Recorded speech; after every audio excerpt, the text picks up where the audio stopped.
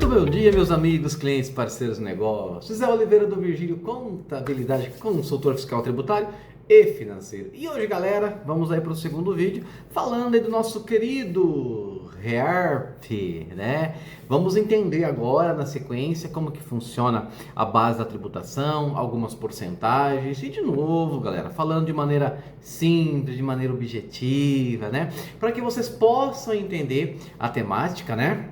De como que ele vai funcionar assim, e logicamente o Israel, consultor do Virgílio, estando aí na empresa de vocês, né, nós já vamos conversar, bater um papo, trocar uma ideia de como que ficaria a sua situação.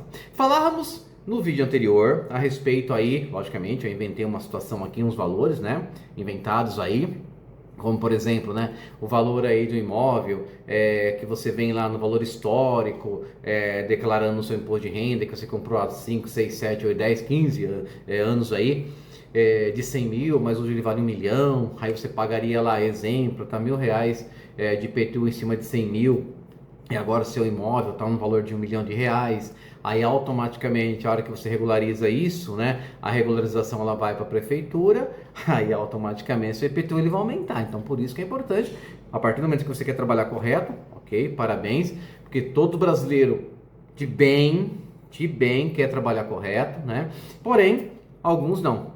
Infelizmente, aí os bons acabam pagando pelos ruins, mas mesmo que você queira ser um brasileiro bom, você tem que fazer o custo disso para você, porque você vai pagar pelo quem não faz de maneira correta, ok? Então nós vamos dar continuidade aqui, tá? E não deixe de nos seguir, tá, gente? Nas redes sociais, dê o like lá, converse conosco, entenda como que funciona, né, o planejamento tributário, a reforma tributária e essas leis que estão vindo aí, que é a sequência do nosso vídeo agora aqui, beleza? Então vamos lá?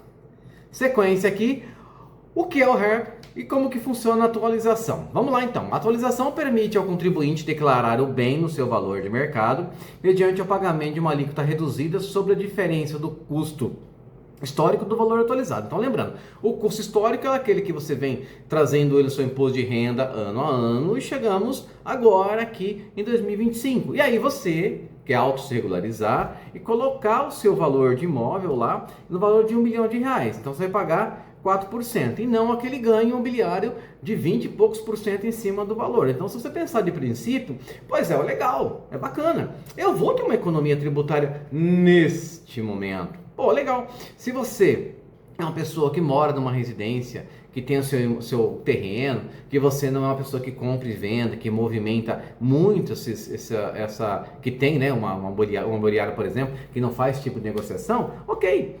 Mas tem aquela pegadinha, né, da taxação, mas se você é uma pessoa que faz investimento, compra e vende carro, aeronaves, como eu disse ainda no vídeo anterior, né, imóveis, tudo mais, aí tem uma pegadinha assim, galera, que daqui a pouco eu falo para vocês, tá bom?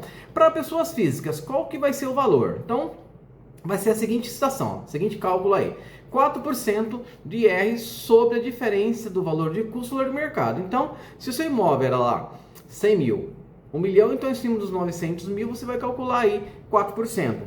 Bacana, é um valor assim, se bem que vai dar um valorzinho alto mesmo, né? Mas acaba se compensando ainda você fazer essa modificaçãozinha aí, tá? Então ainda compensa, por quê? Mas, lembrando a gente, é uma guia, pagamento no ato, mas tem que ver se tem dinheiro para aquilo, tá? Ou quer autorregularizar, mas não tem dinheiro no caixa. Aí pega um empréstimo no banco, né? Enfim, esse é o nosso Brasil. Mas vamos lá.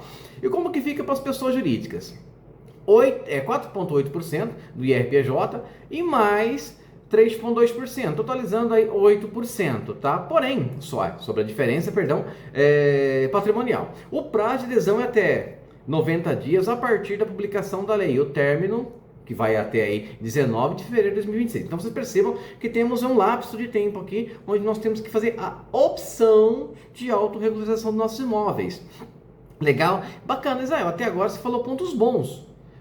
Mas qual que é os pontos ruins? Ele vem agora. As carências obrigatórias. Então nós temos carências. 5 anos para imóveis e 2 para veículos. O que significa isso então, gente? Vamos aqui ler para depois eu explicar. Para evitar o uso da autorregularização como ferramenta de redução imediata da tributação, o REARP exige permanência mínima de 5 anos para imóveis e 2 anos para veículo. Por que o governo fez isso? Porque vamos imaginar que o Zé Espertão tenha lá, por exemplo, um edifício no centro da cidade que tem um valor, exemplo, de 50 milhões de reais. E esse valor está declarado no imposto de renda de 1 milhão de reais. Então, 49 milhões. Só que o Israel está pensando em vender. O Israel é espertão, rapaz, né? O Israel é esperto aqui. Aí, poxa, 49 milhões. Eu pagar, que é uma cacetada, mas eu pagar 4%, né, em cima, legal. Ainda vai dar ali um valor interessante, né? Uma redução interessante para mim pagar. Perfeito? Porque a pessoa que vai comprar, ele quer pagar no valor real, que ele vai pegar financiamento, vai dar outro imóvel com parte de pagamento, só que ele quer a atualização do meu imóvel no valor correto, porque ele não tem caixa 2, então ele vai pegar o dinheiro da caixa, o dinheiro 100% declarado, ele precisa que aquele imóvel do Israel esteja redondinho, legal? Aí, moçada, acontece o seguinte, né? Israel espertão, vou colocar os 4%, que já vai dar uma paulada mesmo, não tem como fugir, mas para mim, que eu tenho um imóvel desse, tem dinheiro, né? Para mim fica legal, só que eu já estou fazendo isso pensando em vendê-lo daqui a um ano. Aí a Receita foi lá e falou, pera um pouquinho, como tem o Israel espertão de mercado, vamos ser um pouco mais esperto também.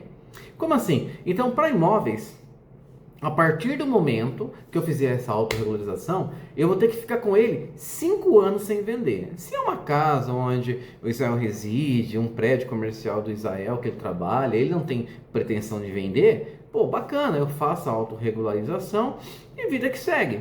O veículo é a mesma coisa. Tá? Eu tenho um caminhão que eu comprei lá, uma carreta, sei lá, que eu paguei lá entre carreta, caminhão, cavalo, transporte, aqueles tanques de inox, né, 1 milhão de reais, só que eu comprei ali por fora, aquela é de segundo dono, aquela situação e tal, enfim. E o cara também ia fazer outra coisa com o dinheiro, aquela situação lá, então foi pelo caixa 2 e jogou o preço lá embaixo. E aí eu faço a autorregularização dele, tá? Não, ele vale 800 mil hoje. Aí eu vendo, porque eu quero fazer uma troca lá na concessionária. A concessionária exige que esteja no valor real de mercado. Aí eu faço a autorregularização e vou lá e pumba, não posso, tem que ficar com o veículo 2 aninhos.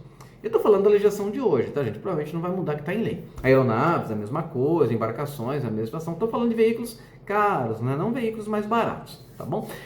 Algo importante que vocês têm que tomar cuidado, então. Se você for autorregularizar para poder vender, é um problema que você vai enfrentar. Por quê? Porque se você regularizou e vendeu, você vai ter que pagar o imposto integral, moçada. Aí que tá a pegadinha, que você tem que tomar cuidado. Então, resumindo no planejamento de maneira simples e objetiva, se você for ficar com o imóvel durante 5 veículos, 2 anos, embarcações e tudo mais, ok, autorregulariza aí, compensa. Se você é uma pessoa que compra e venda, aí eu acredito, na visão da consultoria, não vai compensar. Caso o contribuinte venda o bem antes desses prazos, perde o benefício e volta a ser tributado pelas regras ordinárias. E bota ordinária nisso, moçada. Bota ordinária nisso, tá?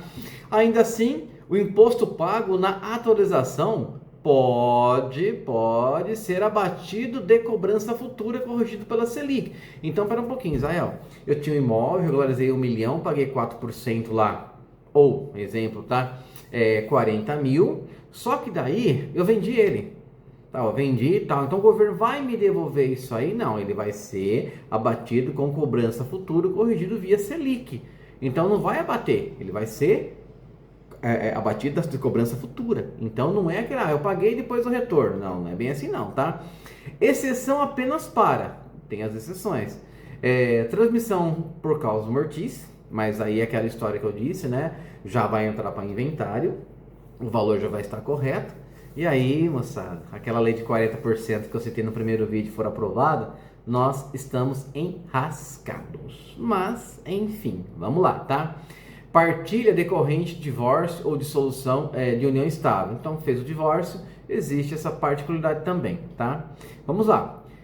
Por que o governo criou o REP numa antecipação de autorregularização? Do ponto de vista fiscal, o regime funciona como uma antecipação parcial de tributos. Então você percebe que o governo está fazendo uma maneira de fazer essa antecipação desses tributos.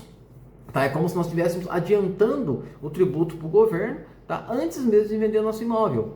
Então é uma maneira que eles acharam aí de, como sempre, né, de nos tributar, né, antecipadamente antes mesmo de vender o imóvel. Tá? Então, se você quer autorregularizar, você vai vamos dizer assim, de fazer com que o dinheiro vai para o governo, você vai patrocinar o governo atual, colocando dinheiro na mão dele, sabe Deus o que ele vai fazer com esse dinheiro.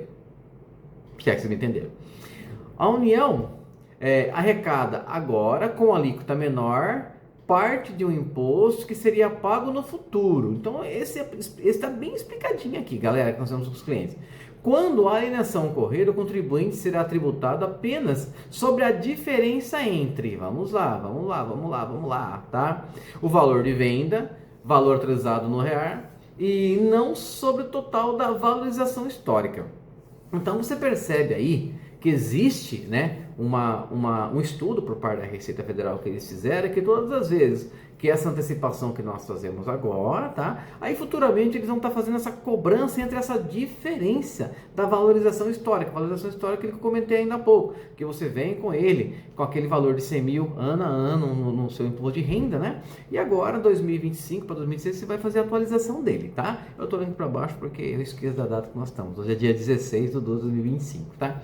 Isso reduz o ganho de capital futuro e traz previsibilidade ao contribuinte, ao mesmo tempo em que reforça o Caixa Federal. Então, resumidamente, futuramente você vai pagar uma outra paulada, mas esse dinheiro está entrando agora, como eu disse ainda há pouco, tá? Vai entrar e patrocinar o governo federal, vai entrar no caixa do governo federal, que está estourado, que gastaram dinheiro pra caramba, e você e eu temos que pagar. Mas vamos lá. Perdão, gente, falar da tocinha aqui.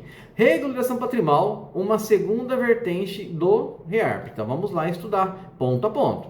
Além da atualização, o regime também permite regularizar bens ilícitos, não declarados ou declarados incorretamente. Nesses casos, o contribuinte deverá, preste atenção. Mas aqui você percebe, gente, ó, bens ilícitos, como está na lei, aí é uma preocupação. Tudo bem, se você, por exemplo, assim, bens ilícitos, tem várias maneiras de pensar. Então, eu estou pensando com bem ilícito assim, aquele que eu comprei e não regularizei. Então, ele está ilícito, ele está lá. Não há aquele ilícito de roubo. Ah, eu roubei uma embarcação, roubei um navio, roubei uma casa. Não tem como, né? Mas, enfim. Invade, né? O pessoal lá do PSOL, eles invadem. Sem teto, sem terra, porcaria. Enfim, o que acontece, tá? Eu vou ter que fazer essa autorregularização, ele é ilícito, eu roubei, poxa, eu acabei de roubar uma Ferrari, 3 milhões, mas eu quero regularizar ela, eu vou poder? Não, né, gente? Pelo amor de Deus, né? Tá falando assim de atos ilícitos, eu imagino, eu penso, tá na minha cabecinha simples aqui, estão falando daqueles bens que não foram declarados, tá? E logicamente para eles é ilícito. Então nós temos que provar de onde veio o dinheiro. Geralmente nós brasileiros que trabalhamos arduamente, fazemos um biquinho aqui, um biquinho lá, que agora está taxado pelo Pix, tá? O Pix não será taxado. Vai ser taxado sim, tá? Enfim, agora o que vai acontecer aqui, tá? Nós vamos ter que regularizar esses imóveis, porque a própria cartório, a prefeitura, através do comunicado da Receita Federal, vai ser obrigado a comunicar tudo para eles, tá? Como eu disse em vídeos atrás, eu moro numa casa e tem mais duas casas, mas não moro em outras casas, então está sendo recebido aluguel, eu não estou pagando aluguel, você notificado pela Receita Federal. Fazer o que, né? Então, nesses casos, gente, tá? Como eu falei de bens ilícitos, é fazer a autorregularização deles, regularizar automaticamente, tá? O que acontece aqui? Ou declarado incorretamente. Não é declarado incorretamente, a pessoa não declarou correto, tá? Incorretamente, porque não é algo que ela esqueceu de declarar. Comprei uma casa, um terreno de 600 metros quadrados, construí uma casa de 100, esqueci de falar que a casa era de 300 metros quadrados? Não, né? Na verdade, não quis realmente falar, porque a construção minha foi do Caixa 2, então não tinha como fazer. Agora quero que autorregularize. Porém, aí que tá o detalhe, gente. Vamos lá, ó. Nesses casos, o contribuinte deverá, olha aí o tamanho da bordoada. Então, tem pessoas que falam, eu quero regularizar 100%. Olha aqui. Comprovar a origem ilícita dos ativos, ou seja, como que você comprou aquele imóvel. Então, você quer regularizar, mas se você regularizar a prefeitura através dos cartórios, vão estar comunicando à Receita Federal que você tem aquela casa, tem aquele imóvel, mas não declarou imposto de renda. Você vai ter que fazer declaração do mesmo jeito. E como eu vou comprovar isso, gente? O dinheiro de Caixa 2. Vocês estão entendendo o tamanho do pepino, galera? Esse é o problema. Então, como que vai funcionar? Não é só você fazer a tributação, pagar e a vida que segue. Você tem que comprovar a origem desse recurso. Se você não comprovar a origem desse recurso, aí você entra no quê? aí é ilícito, né? Aí você praticou algo ilícito, aí você caiu aí, por exemplo, na malha fina. Como que você vai comprovar que comprou um terreno de 500 mil reais, sendo que você ganha 5 mil reais trabalhando numa empresa? Aí é ilícito, aí se prepara que aí o fumo é gigante. Tá bom? Já estamos chegando no finalzinho do vídeo, vou dar sequência no próximo vídeo, alguns vídeos, né, que são bem extensos essa matéria mesmo, tá? E já voltamos aqui, galera, ok? Nos aguarde para o terceiro vídeo aí, tá? Abraço, excelente dia a todos, fiquem com Deus e até já, moçada. Ah, e não esqueça, tá? Siga corretamente aí os vídeos, acompanhando os vídeos 1, 2, 3, 4, 5, 6, o total de vídeos que vai ser nessa matéria, para que você não perca. Assiste um lá, depois volta, você acaba perdendo aí a sequência da folhinha nossa aqui, tá bom? Abraço a todos e até daqui a pouquinho.